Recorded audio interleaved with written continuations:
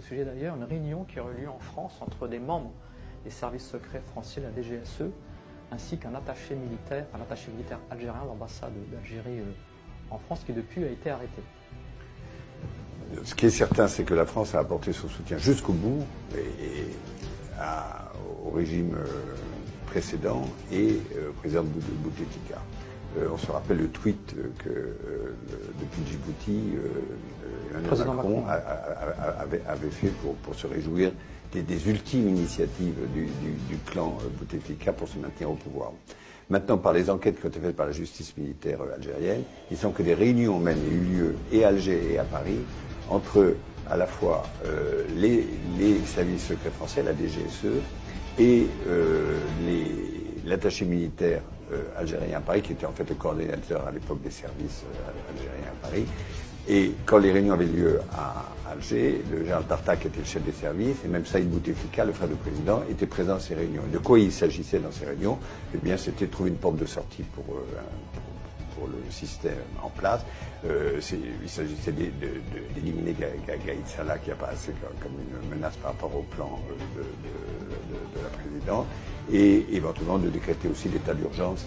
Alors, ce qui a choqué l'institution militaire, qui aujourd'hui est au pouvoir à Alger, c'est que ces réunions ont donné lieu à des comptes rendus qui n'ont jamais été transmis à l'état-major et qui ont été cantonnés effectivement au cercle, au clan Bouteflika et aux proches de la présidente. Donc la conclusion de tout ça, pour les autorités algériennes actuelles, c'est que la France a tout fait pour aider le régime de Bouteflika à se perpétuer et à tel point d'ailleurs que l'attaché militaire algérien à Paris est aujourd'hui en prison. Abdillah devrait être traduit en jugement. Est-ce que la France continue à exercer son influence en Algérie? Est-ce qu'elle a encore des relais dans le système algérien? Je pense qu'elle aimerait bien continuer à exercer une influence, mais incontestablement ces relais historiques sont tout du mal. Pour n'en citer que quelques-uns, Issa Rebraham, l'affaire Kabylie en prison, on connaît les liens qu'il avait avec Emmanuel Macron. L'ancien ministre Bouchareb est recherché par la justice militaire algérienne. On connaît lui aussi les liens qu'il avait avec l'Élysée. Et plus généralement, les réseaux de l'ex-DRS, du général Toufi, qui était extrêmement fort à Paris.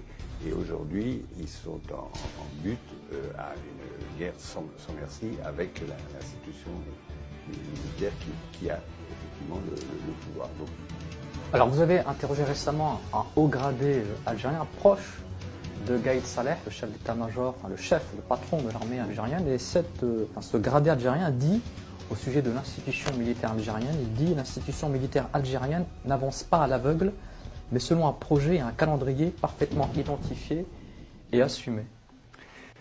C'est exact que vraiment quand on suit vraiment même les déclarations de Gaïd Salah quasiment chaque semaine, ou qu'on lit le journal de l'armée, on voit que la stratégie depuis le mois de février-mars est très claire. C'est une stratégie de guerre éclair, de blitzkrieg, il faut faire vite. Gaïd Salah veut aller très vite au présidentiel. Bon, il vient d'annoncer que la date limite pour la fixation est le 15 septembre, donc ça aurait lieu avant le 15 décembre. Le 15 décembre, oui. Et donc 15 septembre, on fixe la date. Donc il veut aller vite. Là-dessus, il n'a absolument jamais changé de ligne depuis le départ. Il ne veut absolument pas qu'on puisse lui reprocher de prendre le pouvoir, la totalité du pouvoir, même si effectivement l'institution militaire ne va jamais renoncer à la plupart de ses prérogatives, mais des prérogatives qui placent l'armée comme une gardienne de la sécurité du territoire, des valeurs fondamentales, de l'harmonie sociale, mais ils ne veulent pas prendre les rênes du gouvernement. Donc il leur faut absolument un pouvoir légal, légitime, et donc élu